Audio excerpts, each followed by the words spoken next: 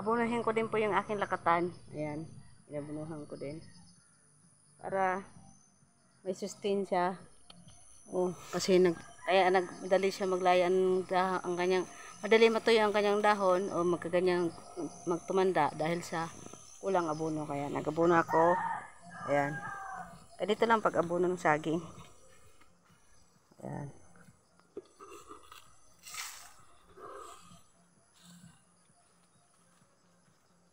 Ito ay latundan. Hindi na yung tubo, inabunuhan ko din. Kasi magandang variety yung tubo. Ayan. Ikot, ipalibot lang sa ano. Ipalibot lang sa puno. Mas maganda tabunan. Pero wala akong dalang pala. Sunod na araw, tatabunin ko to kasi lumalabas na yung gamot. Para makabunga na to siya. Ayan. Baka mga December, mamunga na to. Pag mamunga na to, kukuhaan ko na naman ulit ng saha at magpo-propagate ulit ako. Ayan.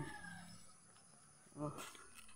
Ayan oh, lumabas yung mga gamot. Hindi ko alam bakit lumabas yung mga gamot nito.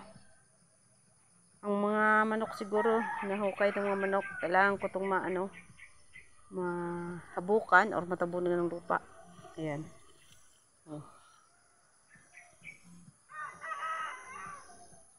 Tapos ko ng abunuhan yan.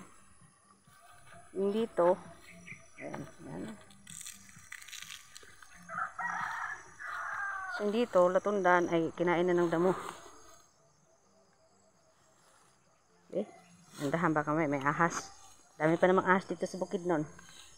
Ayan. Maglagay lang ko dito, lilinisan ko lang to sa loob na, sa sunod na araw. Tapos naman yung trabaho nila gagang. Sabuagan lang. Yun lang. Dito ako dadaan kasi may daming lamgam. Ang daming langgam nangangagat.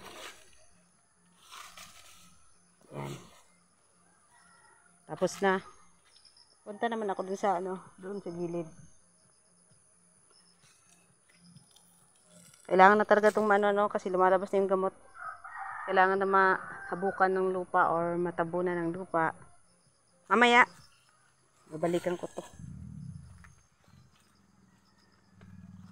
Abunuhan ko tong sayote, baka bakaling mamunga pa.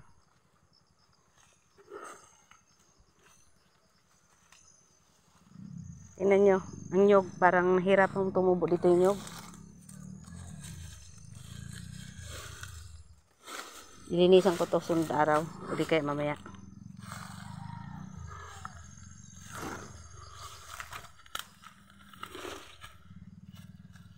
Ito. Ayan. Siguro kailangan ko, ay wag na. Kasi wala akong abono. Ayan, bubunga ang saging. Malapit ang tumanda. Meron pa pala dito lakatan sa kabila, sa gilid. Tingnan nyo, sa lakas ng ulan, nawa na, ng lang lupa. Ayan. Ayun. Sabagan rin ako ni. Kasi, walang panglinis. Yun ay saba. Okay lang na hindi abunuhan ng saba. Kaya niya nang walang abono. Bubunga siya.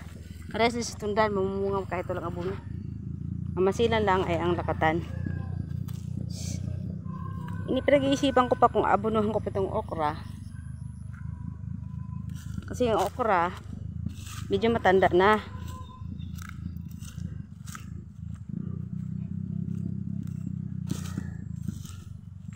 Tingnan nyo, nagtubig dito. Ayan, papunta dun sa okra. Mumukhang ng palayan ang okrahan. Oh.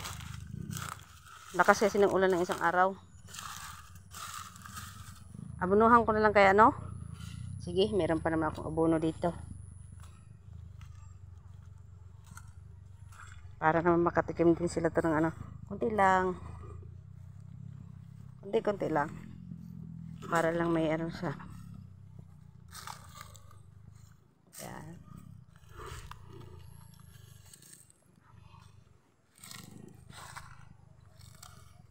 At least makakuha siya ng konting sustansya.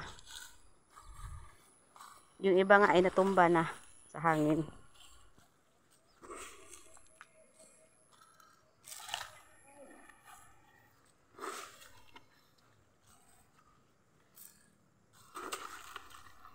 Ayan.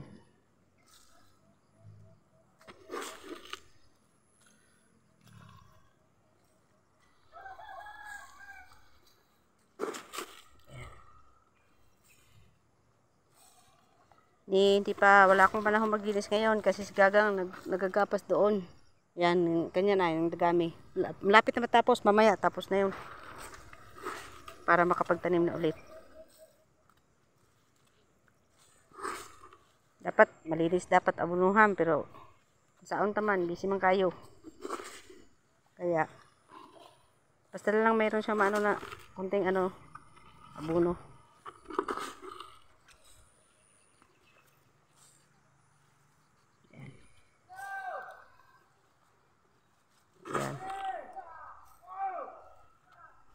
Ang ingay ng tao dito. Pasensya na. May tinatawag kasi. Kaya maingay sila. Ayan.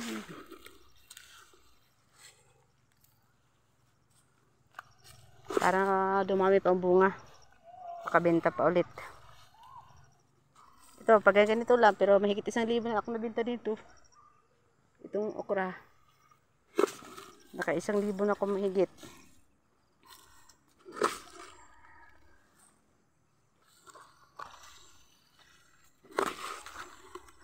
Yung iba is maaanod yung ano.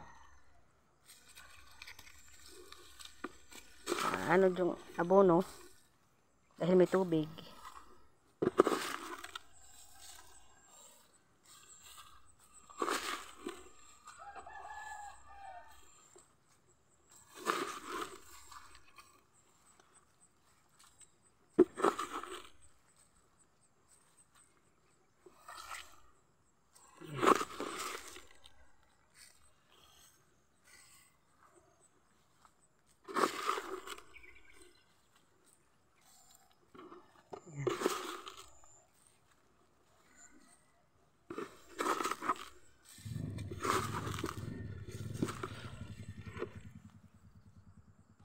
At dito ko na po tatapusin ang aking video. Salamat sa panonood. Sa susunod na vlog, mayong udto.